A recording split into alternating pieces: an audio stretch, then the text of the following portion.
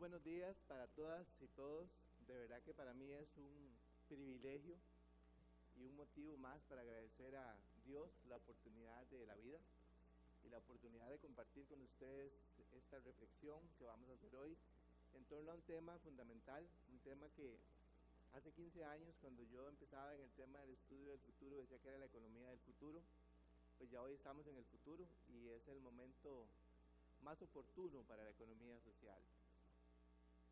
Quisiera decir quisiera iniciar expresándoles desde mi país, Costa Rica, y desde la Escuela Andaluza de Economía Social de España, nuestro más sincero sentimiento de pésame por la situación que vive su país.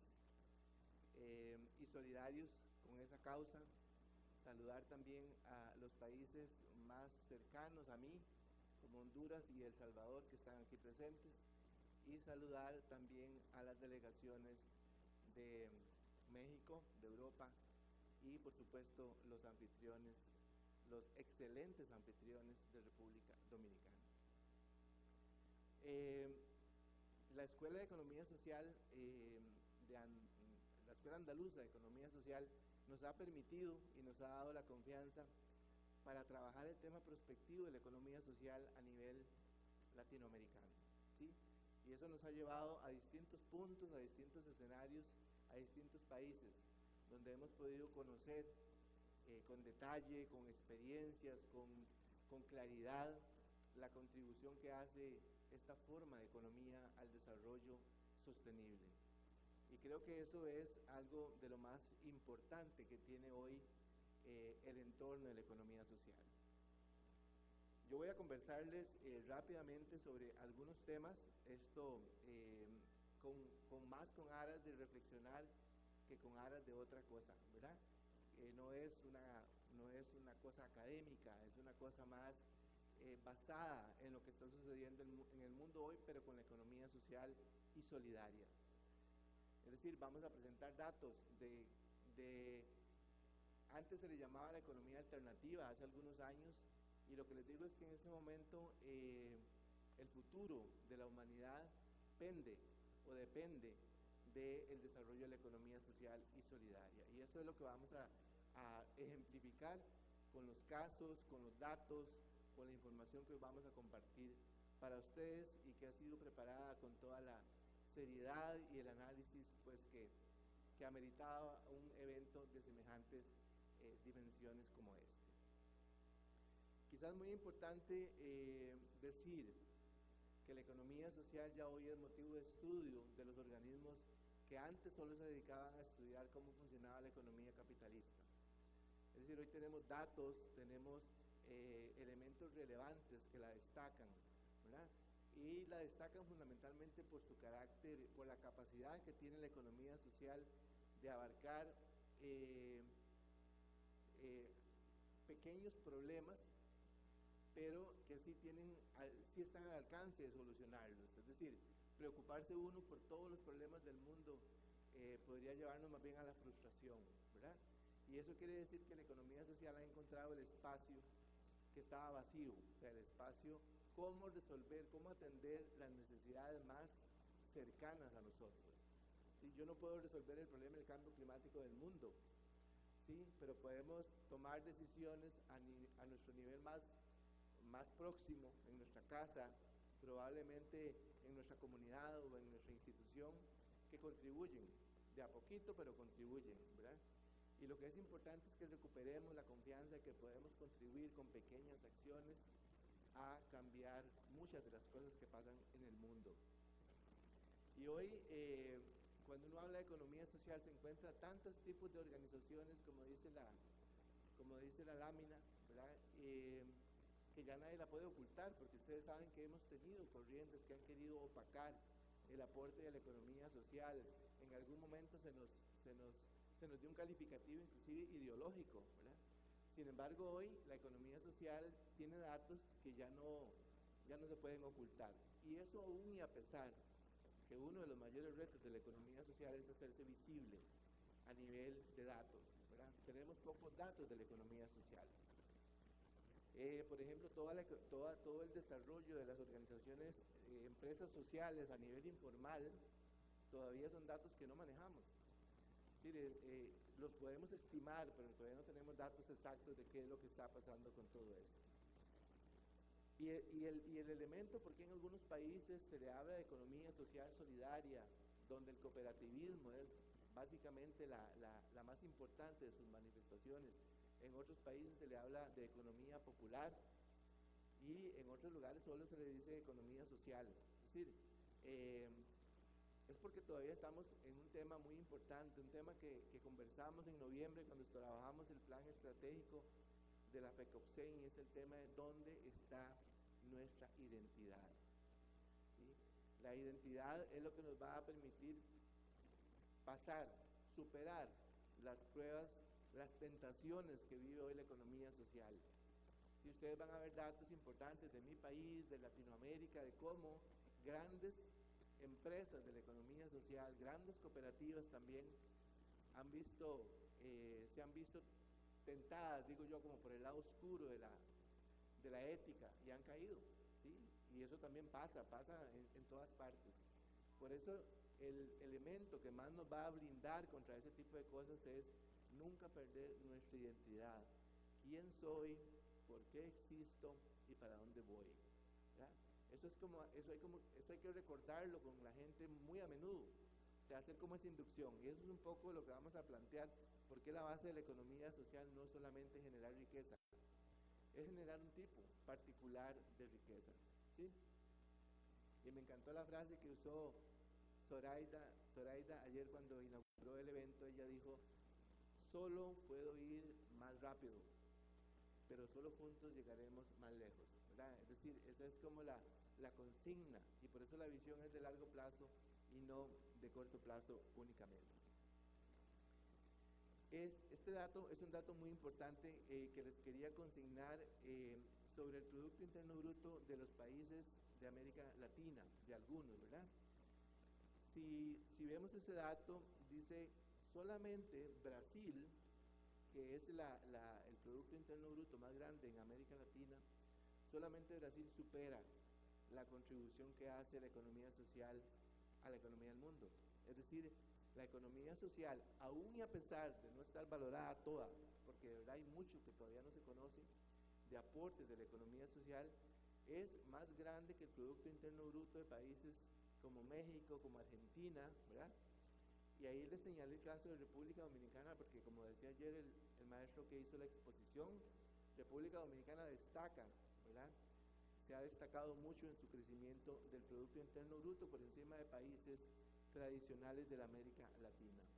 Entonces, pero vean la diferencia más importante que tiene la economía social, es que si ustedes logran ver en ese cuadro naranja que está ahí, crea casi 200 millones de empleo, ¿verdad?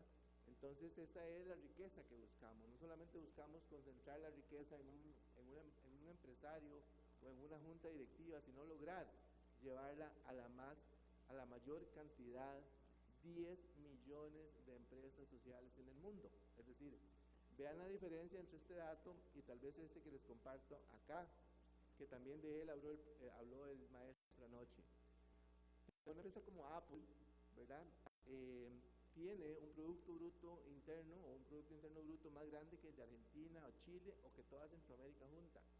Es decir, es un dato muy relevante porque esa riqueza que se genera ahí ya no es generada por 10 millones de empresas, es generada por una empresa, ¿sí? Lo cual implicaría que el beneficio de eso no se distribuye de manera equitativa. Entonces, solo para recordar que la diferencia es que esas empresas son de una o algunos accionistas, las otras son 10 millones de pequeños y pequeñas propietarios. Entonces, un dato muy, muy, muy relevante. Y hoy, ¿por qué le agregamos? ¿Por qué se ha querido distinguir? ¿Por qué economía social y solidaria? ¿Verdad? Porque justamente es el tema que veníamos conversando hace un rato. Es decir, ¿cuál es el tema? El tema es que mucha de la economía social es informal, ¿sí? Es economía que la podemos estimar cuánto aporta, pero no sabemos en términos reales cuánto es lo que aporta.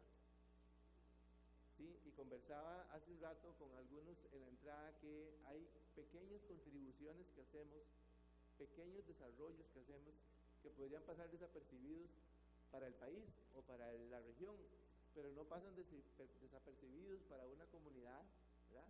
Para una familia o para una persona en particular. Estamos haciendo diferencia en la vida de personas. Y eso sí que es algo que no se lo puede nadie cuestionar a la economía social.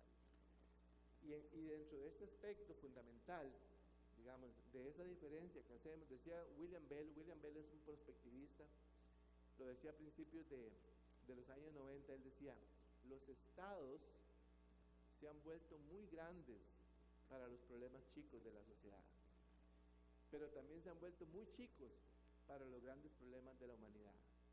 Es decir, los estados no tienen la capacidad de resolvernos el tema del cambio climático. El día de ayer cayeron 69 milímetros cúbicos de agua en 7 horas aquí donde estábamos, ¿sí? Hoy van a caer 24 milímetros cúbicos de agua. Hoy vamos a tener más verano, pues. El lunes ya no va a llover, ¿sí? Y uno dice, ¿y cómo sabe usted qué va a pasar en el futuro si nadie ha llegado? O sea, casi nadie ha podido ir allá y ha vuelto. Sin embargo, el elemento fundamental, porque aseguramos que la economía social va a ser así de fuerte y está fortaleciéndose, es porque visualizamos señales de cambio. O sea, hay señales fundamentales que apuntan, ¿verdad?, a que esta forma de economía se está posicionando. Y las voces más autorizadas del mundo, y por eso les busqué algunas voces de las más autorizadas del mundo, para confirmar algunas de las señales que estamos nosotros visualizando. La crisis de la democracia, ¿verdad? La crisis de la democracia en el mundo es un tema que nos hace volver a pensar en aquella idea de original de qué era la democracia, la base de la economía social.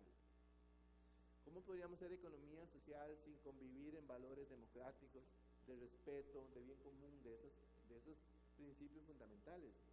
Esos son los que nosotros creemos que hay que estar reafirmando, haciendo inducción permanente con la gente, ¿verdad? Y no solamente con la gente joven, ni con la gente nueva. Todos nosotros deberíamos reflexionar quién soy, por qué existo y para dónde voy en materia de economía social. Ve que la economía social ya no pueden invisibilizarla, que la empresa social no es hoy, como antes, una señal de algo alternativo, de algo que podría estarlo haciendo. La economía social hoy es más grande en generación de riqueza que toda la economía textil del mundo. Y es más grande también que toda la industria de mercadotecnia del mundo, que son dos industrias bien, bien grandes. Sin embargo, la riqueza generada por la economía social supera esos valores. Solamente algo que se llama el voluntariado. El voluntariado es todo ese trabajo que se hace por el cual no se recibe una remuneración, el voluntariado de los profesionales, el voluntariado de ustedes, todo el trabajo que ustedes hacen ad honorem, todas esas noches que se reúnen, aunque llueva, aunque haga verano, etcétera, ese trabajo no se suma.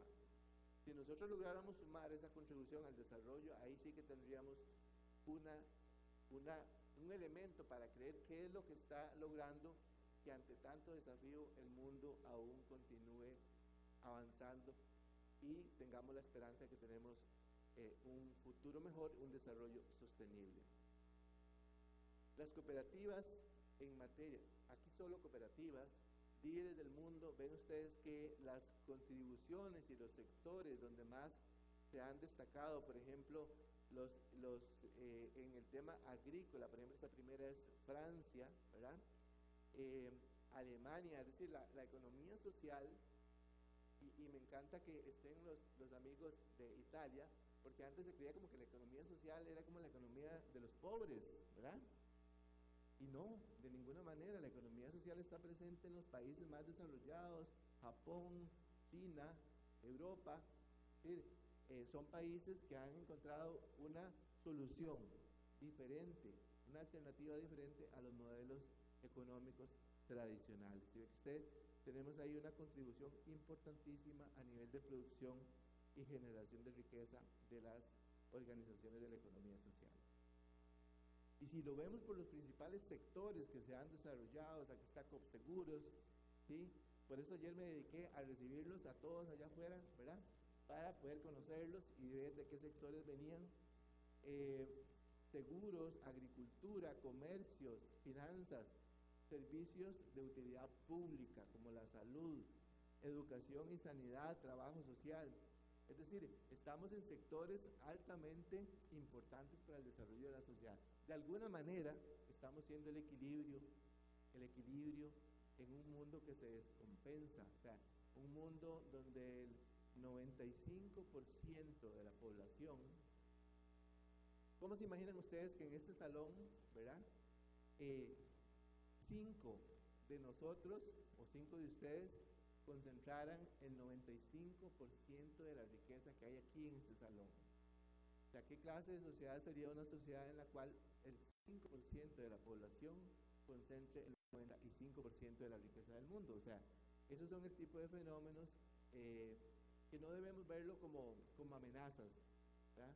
Yo creo que esos elementos hay que verlos como la oportunidad más importante para posicionar una forma de economía diferente en el mundo. Y le hemos agregado, ¿verdad?, el concepto de una visión. ¿Por qué es estratégica la economía social? Es que porque la economía social es la que le resuelve a usted los problemas que no le va a resolver nadie más, o sea, que no los pudo resolver el socialismo, que no los puede resolver el capitalismo. Entonces la economía social es la economía que le resuelve a usted cosas como la equidad de género, como la protección del planeta, ¿sí? Ustedes ven cómo los países que más contribuyen a la contaminación global son los países que no quieren firmar, que no quieren participar de convenios, de protocolos, de acciones por mejorar el clima, ¿sí? Y ellos son los que más aportan a la contaminación del planeta, al calentamiento global y ese tipo de cosas. Por eso es estratégica, porque los grandes problemas de la sociedad, la desigualdad social, la crisis planetaria, la crisis de la migración, el problema del cambio en la pirámide demográfica del mundo, todos esos temas que son temas que no son tan relevantes, ¿verdad?, o que no son relevantes en un sistema capitalista tradicional, son los temas fundamentales de la economía social y solidaria, que no es economía de los pobres, es la economía del futuro, o sea, es la economía del desarrollo sostenible. Y en este sentido quería aportarles algunos datos muy importantes. ¿Por qué? Por ejemplo, el crecimiento del sector informal de la economía es muy grande. O sea, en este momento la informalidad está creciendo a pasos agigantados. ¿Por qué crece la informalidad? Porque la estructura del sistema en el que nosotros vivimos es excluyente, ¿sí? Yo vengo de un país que tiene un Producto Interno Bruto bastante bueno, ¿verdad?, que tiene condiciones educativas bastante buenas, y sin embargo es el país más desigual de Centroamérica, y sin embargo es el tercero más desigual de América Latina. Entonces usted diría, como un país que genera riqueza ostenta los mayores niveles de desigualdad social. Costa Rica es hoy el país más desigual de Centroamérica, ¿sí? Entonces uno dice, como un país que no tiene ejército, que promueve la paz, etcétera, es un país donde la gente vive en esas condiciones de desigualdad. Andamos por el 0,51%, medido con un coeficiente que le llaman Gini, que lo que mide es la concentración de la riqueza. Es decir, entonces aquí hay una contradicción. Hay una contradicción en cuanto a para qué generamos la riqueza, ¿sí? Entonces ahora el tipo de empresa que se está desarrollando en el país son empresas altas en consumo de capital, bajas en incorporación de mano de obra, por lo tanto la riqueza se acumula, ¿sí? Entonces esa no es la ruta definitivamente que nos va a llevar hacia un modelo de desarrollo sostenible. Entonces dice Amina Mohamed, dice, la economía social es un motor de empleo digno para millones de personas, ¿sí? Resuelve de alguna manera lo que el Estado no pudo y tampoco el mercado pudo. Resuelve darle empleo a personas que en otros sistemas, y crédito por ejemplo, en otros sistemas que no lo habrían logrado. Entonces estamos resolviendo los problemas que los modelos macro no están pudiendo atender. Eso nos va a hacer ser los más fuertes. ¿Sí? ¿Por qué? Porque decía, hay una frase que le atribuye a Albert Einstein, pero no sé, ¿verdad? Porque ahora todo el mundo cuando quiere decir algo importante dice que lo dijo Albert Einstein, ¿verdad? Como para que todo el mundo le preste más atención. Pero a él le preguntaron una vez cómo sería la tercera guerra mundial y él dijo, yo no lo sé, yo no sé cómo se va a pelear, no sé quién va a luchar contra quién, pero sí sé cómo va a ser la cuarta guerra mundial.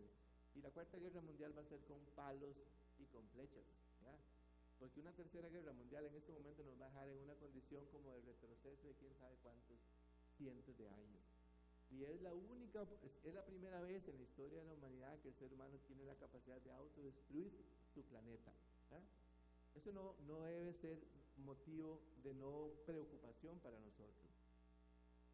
Otro tema importante, por ejemplo, la fuerza laboral latinoamericana y el Caribe, ¿verdad? De acuerdo con datos de Naciones Unidas, la economía social emplea alrededor de 280 millones de personas en el mundo, 10% de la PEA o de la población económicamente activa del mundo. O sea, eso no es poca cosa, o sea, eso es una gran cantidad de empleo que está generando la economía social, más todo el empleo informal que no se registra. ¿Ah? Entonces, estos son temas que son altamente relevantes, temas que no podríamos decir no hay que prestarles atención, ¿sí? Ahora, sí me gustaría decir, en otro orden de cosas, también es estratégica porque se preocupa por temas que otros no. Mira la economía social en términos de equidad de género. Una de cada 2 empresas sociales en todo el mundo está dirigida por mujeres, ¿sí? En comparación con una de cada 5 de empresas convencionales, las cuales están dirigidas por hombres, ¿sí?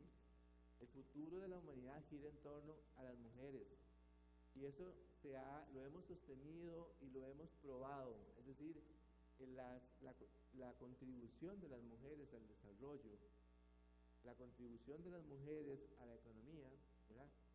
Es 2 veces la de un hombre, ¿sí? Luego, bueno, un día podremos conversar sobre esto, pero vean qué importante en un tema como la desigualdad de género. El informe social de Enterprise Monitor dice que más del 55% de los equipos directivos de organizaciones están conformados por mujeres. Ya vieron el recuento de mujeres que hay en esta sala, ¿sí? Y aquí se ven muchas mujeres muy hermosas, todas, muchas mujeres, ¿sí, verdad? ¿Qué quiere decir esto? Bueno, estamos dando los pasos por el camino correcto. O sea, no puede ser un planeta democrático tampoco cuando unos ponen las decisiones por todas, ¿verdad? Es decir, también en eso se destaca el esfuerzo cooperativo.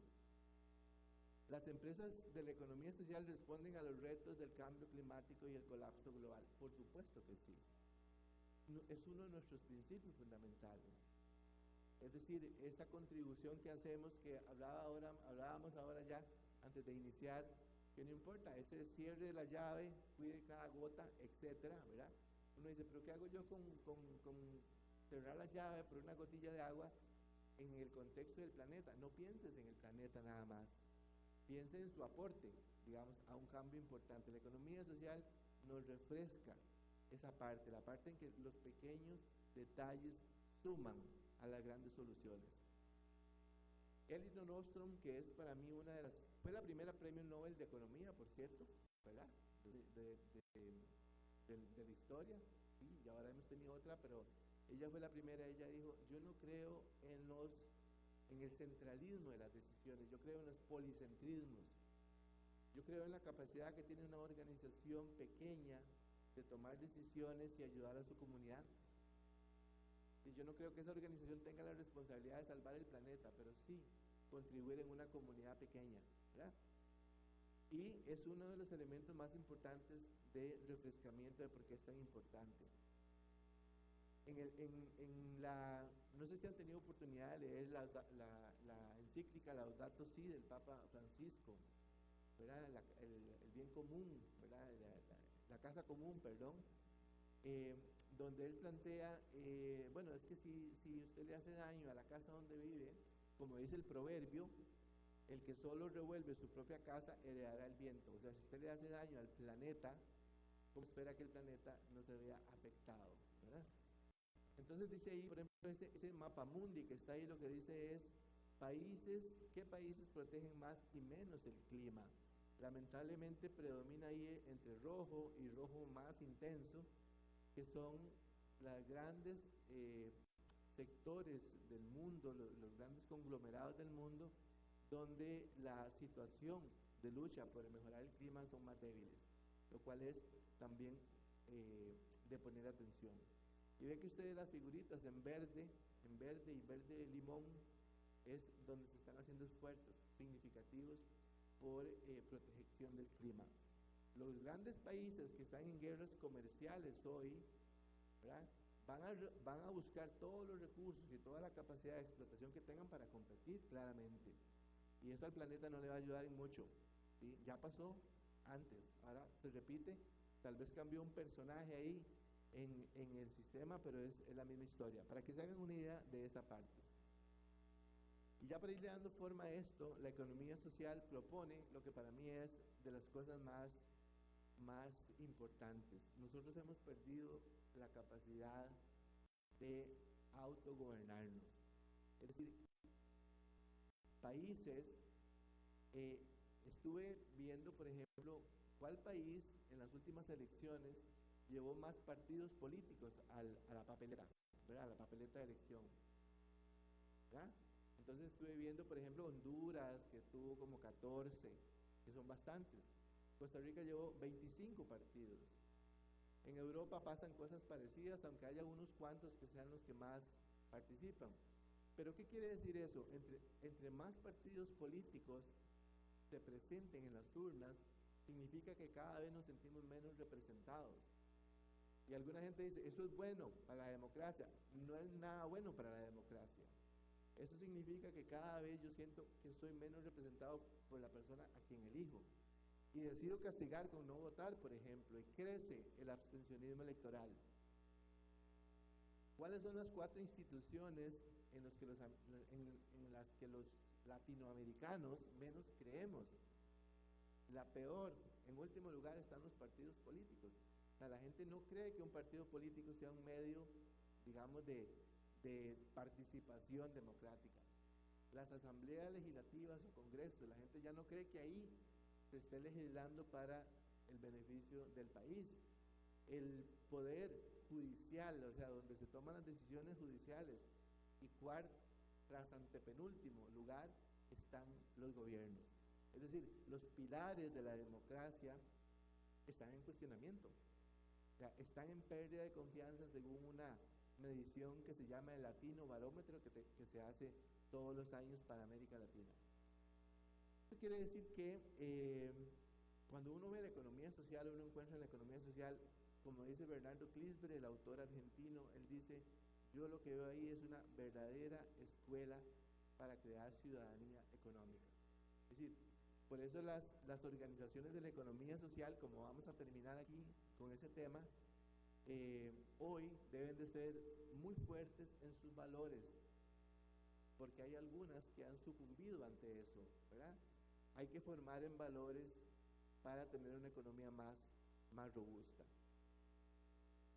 El mundo, dice el estado de las empresas sociales, dice el mundo en un mundo donde la desconfianza institucional y la concentración de poder son crecientes, este modelo ofrece un camino legítimo para reconstruir el tejido social. Es decir, volver a participar, volver a creer en la participación, volver a creer en que nos ayudamos mutuamente. Esa es la razón por la cual la economía social es la economía que nos espera. No puede haber otra, tiene que ser esa, porque de lo contrario, lamentablemente el camino hacia donde vamos, o el destino hacia donde vamos, pareciera que no es lo que nosotros esperaríamos.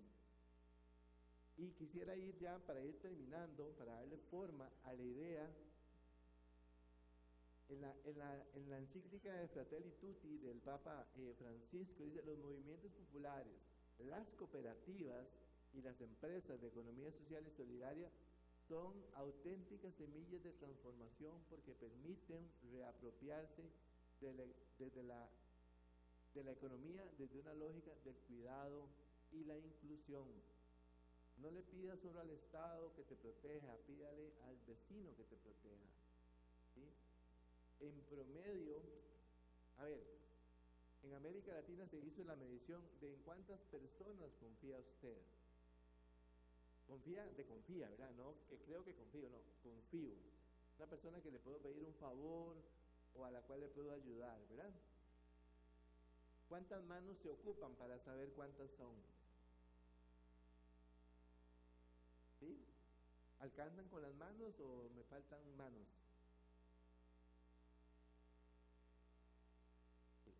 En promedio en América Latina usted confía en 8 personas, en promedio.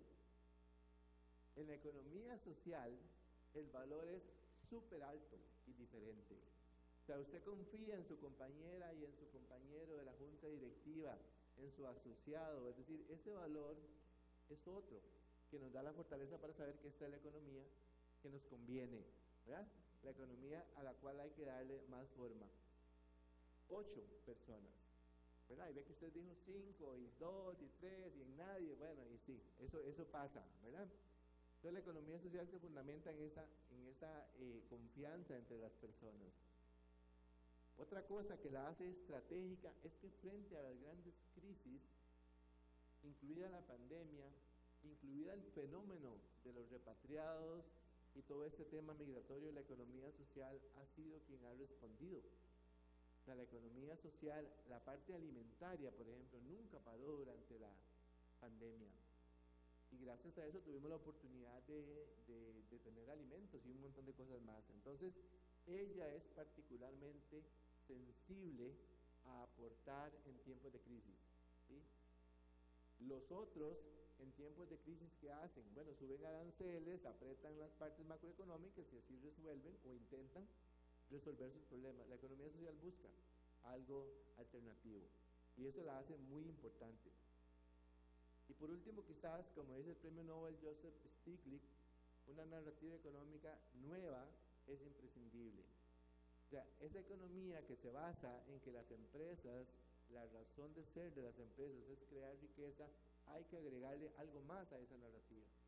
Es crear riqueza, pero ¿para qué y para quién? O sea, no solamente crear riqueza para tener esas desproporciones que hay en el mundo, sino es crear riqueza para que todas las personas tengan acceso a una mejor calidad de vida, ¿sí? Entonces los modelos centrados en el lucro, y esto ve que es una verdad dicha, o sea, agravan la exclusión social, eso es así, y en los países que logran que eso no sea así es porque el Estado hace una aportación muy importante en protección y seguridad social para que no se reflejen esas diferencias entre las personas. Más o menos, para que tengan una idea, ahí está la pirámide de los millonarios. O sea, los millonarios son esa puntica azul que está ahí, ¿verdad? Y si ustedes ven cómo empieza a bajar los colores de la pirámide y las cantidades de personas, se van a dar cuenta que de lo que les decía antes, de cómo está distribuida la pirámide de la riqueza. La base de la pirámide con ingresos más bajos, 2.818 millones de personas. Y la base más alta de la pirámide, ¿sí? 62,5 millones de personas. Eso, digamos, debería uno darle como pena, ¿verdad? Vivir en una humanidad, digamos, que ha permitido llegar a estos puntos de crisis, ¿verdad? Y Thomas Friedman es un periodista, ha ganado 3 veces el premio Pulitzer, es columnista de periódicos en Estados Unidos muy importantes. Dice, bueno, es que la economía social ofrece una narrativa de transformación basada en la cooperación. Y él se fue para China, Thomas Friedman fue a China a ver si de verdad China podría eventualmente ganarle una guerra comercial a Estados Unidos, ¿verdad? Y él se encontró que hay un fenómeno en China que es diferente a Estados Unidos. En China, la población está convencida, o la han convencido, o la han obligado a convencerse, de que trabajando mucho, de que haciendo ciertas cosas pueden recuperar su capacidad de imperio que tuvieron en la historia, en el pasado. Entonces, el Silicon Valley de Estados Unidos, que es como la más importante de todas las proyecciones de tecnología y elementos hacia el futuro, es como la mitad en tamaño de el Silicon Valley que desarrolló Huawei en China, ¿verdad? Con científicos de países de América Latina, estadounidenses, europeos, es decir, pues allá están, allá le dan las condiciones para que ellos participen. Entonces quiere decir que hay un fenómeno de reacomodo de fuerzas que representa, digo yo, una oportunidad también para la economía social. Y finalmente, para ir cerrando, ¿qué es lo que visualizamos nosotros en el observatorio de la Escuela Andaluza de Economía como el posible futuro hacia donde nosotros vamos? De un lado, ¿verdad? Del lado derecho de ustedes, dice las condiciones mundiales y locales apuntan hacia un viraje disruptivo en el modelo económico. Es decir, esa cosa que se llama la desglobalización que está impulsando Estados Unidos es como retroceder a una fuerza primaria de la humanidad. Recuerde que la humanidad la mueven cuatro cosas. Los cambios en la humanidad son promovidos por cuatro fuerzas primarias. Uno es la globalización. La globalización no es lo mismo que el comercio internacional. El comercio internacional ha existido siempre. La globalización es un fenómeno más reciente, pero la globalización, la tecnología, el cambio demográfico y el cambio climático marcan los grandes cambios de la humanidad. Dice, tenemos los tres en alerta. Pero del otro lado dice, además tenemos una crisis de valores y pérdida de confianza y credibilidad. Y he conversado con don Eddie Álvarez durante horas este tema, el tema de cuál debería ser la prioridad estratégica de las organizaciones de la economía social. Y probablemente hemos coincidido en que no sea dispararnos a ver cómo producimos más riqueza económica, sino fortalecer la parte de la identidad de las organizaciones de la economía social. Porque se le vienen retos muy grandes y desafíos a la economía social. Y solamente fuertes en lo que creemos y en los valores los vamos a poder superar. Esa desconfianza que les decía antes, la corrupción que ha afectado a tantos modelos en el país, por ejemplo en Costa Rica, operativas que han sido símbolo del desarrollo del país, han caído en los últimos años por temas como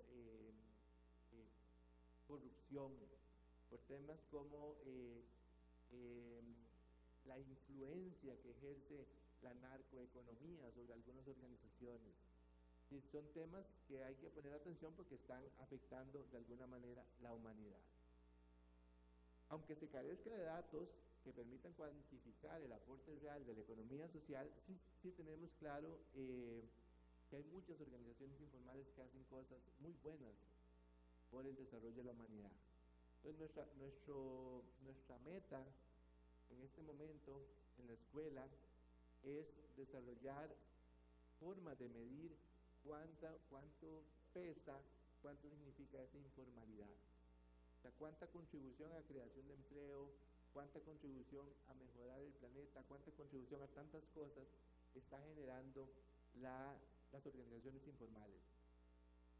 Y el futuro de las organizaciones de la economía social depende también de que logremos visualizar, taconear, decía anoche mi amiga, taconear está bien, ¿sí? Taconear un poco el aporte de la economía social. Pero si no tenemos toda esa información, ¿cómo hacemos para decir que por qué la economía social posiblemente sea hoy la principal generadora de riqueza social del mundo? Entonces ocupamos resolver eso. Pero eso también lo ocupamos resolver en las cooperativas de nosotros. O sea, ¿cuál es el valor público que están generando en nuestras cooperativas? La suya y la mía. O sea, ¿qué es lo que hacemos nosotros? Nosotros damos crédito. ¿Qué está pasando con ese crédito? ¿A quién está llegando? ¿Cómo le está cambiando la vida a las personas? ¿Qué está pasando con, nosotros damos seguros? Pues, ¿qué significa el seguro para una persona? ¿Qué significan las garantías? ¿Sí? ¿Qué significa todo eso? Bueno, cada quien tiene que lograr encontrar los datos, la métrica que le permitan contar, ¿verdad? una de las reflexiones de la planificación estratégica que hicimos con FECOPSEN fue esa. Es decir, poder visibilizar cuál es el aporte que hace nuestra organización de la economía social a la creación de valor público en el país. Y esos datos son datos de cuidarse. O sea, por ejemplo, este dato de Naciones Unidas, la corrupción se lleva más del 5% del PIB mundial. De los aproximadamente 13 billones de dólares del gasto público mundial, hasta el 25% se pierde por causa de la corrupción. La corrupción se mete mucho cuando nosotros no tenemos claridad, confianza, valores fuertes. Es decir, la corrupción es un flagelo que solo se puede superar no con leyes únicamente, porque eso puede durar toda la vida, un juicio de esos, o a veces la gente encuentra cómo salvarse de eso. O sea, el único mecanismo para ser fuertes, resilientes, resistentes más bien a la corrupción son los valores. Eso es así, ¿verdad? Eso es un reconocimiento importante de la economía social. El futuro de la economía social, de las organizaciones de la economía social, depende de que se puedan anticipar situaciones como esa. Y finalmente, quiero contarles cuál es la singularidad. Hoy se habla mucho de la palabra singularidad. ¿Qué nos hace singulares? ¿Qué nos hace diferentes? Y cuando estuvimos en las rondas de trabajo, facilitando la planificación estratégica de la Federación, de la FECOPSEN, que participaron varios representantes de cooperativas que están hoy por aquí, nosotros reflexionábamos qué es lo que hace usted que lo hace diferente. O sea, cuál es el aporte adicional, el aporte singular, valga la redundancia, que usted hace a lo que hace. ¿Sí? Y a veces ese aporte puede ser hasta lo que Zoraida Disla decía ayer, es escuche a la gente, ¿verdad? Escuche a la gente, escuche su problemática, sepa cuándo podemos hacer una diferencia en la vida de las personas.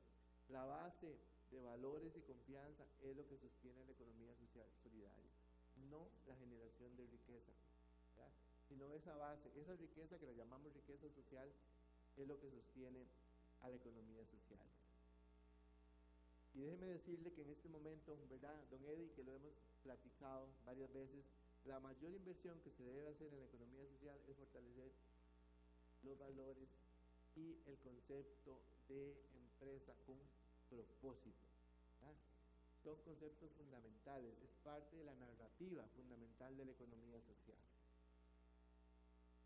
Finalmente, quiero ahora sí, les traje, ahí puse unas fotos, no puse más porque ya el maestro anoche ya hizo mucho alusión a esto, pero cuando uno ve todo eso en el mundo, uno dice, sí, claro, yo vivo en ese mundo, yo soy parte de ese mundo, sin embargo, yo puedo hacer diferencia aún y a pesar de esas cosas. Y yo les he planteado a ustedes 4 escenarios posibles, digamos, y uno en el cual tenemos la oportunidad de cambiar, ¿verdad? Esta figurita que está ahí, que es un plano cartesiano, lo que dice es, podríamos estar experimentando en los próximos años, y ya en algunos casos lo hacemos, 4 futuros posibles. Un futuro, ve que arriba dice creación de riqueza abajo, ¿verdad? Porque ese es el eje de las Y. Y en el eje de las X dice distribución de riqueza y distribución de riqueza. Entonces, podríamos estar experimentando que se parece mucho a cosas que están pasando hoy y han venido pasando en los últimos 200 años. Un sistema capitalista donde hay creación de riqueza un montón. O sea, el sistema capitalista crea mucha riqueza. El problema del sistema es la distribución de la riqueza. Entonces ahí es un futuro en donde unos pocos muy ricos y muchos pobres o muy pobres. Ustedes ven la ciencia ficción. Nosotros ocupamos leer la ciencia ficción en lo que yo trabajo, porque la ciencia ficción a veces da señales de cosas, ¿verdad? Ven un planeta en donde hay una gente que se fue a vivir alrededor de la Tierra, y en la Tierra quedaron los pobres. Esa gente que está ahí tiene la tecnología más avanzada, tiene los sistemas de protección de la salud más avanzados, lo tiene todo, ¿verdad? Entonces usted dice hoy, bueno, pero eso podría estar pasando en la Tierra. O sea, aquí adentro, ¿verdad? Hay gente que tiene acceso a sistemas de salud privados y gente que no. Países que se les muere la gente porque no tienen una vacuna contra la malaria y países altamente desarrollados en indicadores de salud. Es decir, ese tipo de sistema genera ese tipo de consecuencias. Pero podría haber otro, que es el que hoy llamamos populismo. Bueno, hoy no, hace un ratico que ya viene esto fuerte. El populismo tiene una particularidad. El populismo es apetecido en esas sociedades cuando usted tiene que repartir. Cuando el populista no tiene que repartir y lo único que tiene es que hablar, decir, en Costa Rica decimos vender humo, ¿verdad? Tiene un problema. O sea, y es que el populismo de algún lado tiene que generar recursos para poder repartir. Caso contrario se cae su idea, ¿verdad? Caso contrario termina el populismo convirtiéndose en una dictadura. ¿Por qué? Porque es deudas, narcoeconomías, problemáticas de todo tipo que lo que hacen es ocultarse para poder mantener un fenómeno como ese. ¿Sí? Mario Vargas Llosa, el autor peruano, ha sido muy puntual, ha desarrollado 2 libros fundamentales donde él explica uno que se llama El regreso o el retorno a la tribu o algo más o menos como ese, donde dice esto que está pasando con Estados Unidos es lo que Mario Vargas Llosa escribió hace unos 10 años. Él dijo, van a volver a protegerse las economías internamente, pero eso sería desglobalizar. ¿Puede pasar eso? Sí, sería complicado. El otro escenario futuro es un escenario donde no hay creación de riqueza y tampoco hay distribución de riqueza porque no hay. Ese es el peor escenario, pareciera, ¿verdad? Es un conflicto, crisis planetaria, economías no deseadas, van a aparecer muchas cosas que no queremos. Sin embargo, no es el que predomina. Ustedes ven que el que predomina es el sistema más capitalista. Pero ¿qué pasaría en un escenario futuro en donde haya creación de riqueza y también haya distribución de la riqueza? ¿Verdad? Y ese es el escenario que hemos llamado el escenario de la economía social. Uno podría decir que esto suena como romántico, suena como muy chévere, como dicen en algunos países nuestros, ¿verdad? Pero si ustedes se fijan, ¿verdad? Inclusive con el concepto de policentrismo de Elinor Ostrom, ¿verdad? Es decir, la riqueza no la podemos medir en dólares, o en colones, o en pesos. La riqueza también hay que medirla en términos de beneficios a la gente. ¿Sí? Entonces a veces me satisface más. Bernardo Klisberg dice que, el autor argentino, él dice, vea si es especial la economía social. La economía social es la economía de la rosa, dice él, ¿verdad? Cuando usted le entrega una rosa a otra persona, la otra persona se deja la rosa, claro, y es feliz con la rosa. Bueno, suponemos que le gustan las rosas, ¿vale? Es feliz con la rosa, pero ¿qué te queda en la mano? En la mano te queda el aroma de la rosa. Es decir, la opción, la oportunidad de que contribuiste de alguna manera a hacerle el bien a los demás. Y hace poco que se publicó eso que se llama el índice de la felicidad, y con esto termino. El índice de la felicidad dice cuáles son uno de los descriptores de la felicidad. Y el más importante descriptor de la felicidad no es andarse riendo todo el tiempo ni esas cosas. El más importante descriptor de la felicidad es la satisfacción que usted siente cuando le hace o le ayuda a otra persona. No hay nada que lo haga, que lo regocije a uno más, que lo llene más en este planeta que hacerle el bien a los demás. Entonces, esa es la base de nuestra economía. Por eso, la economía social y solidaria es la opción que tenemos para un futuro mejor y para un desarrollo sostenible. 45 minutos, muchas gracias.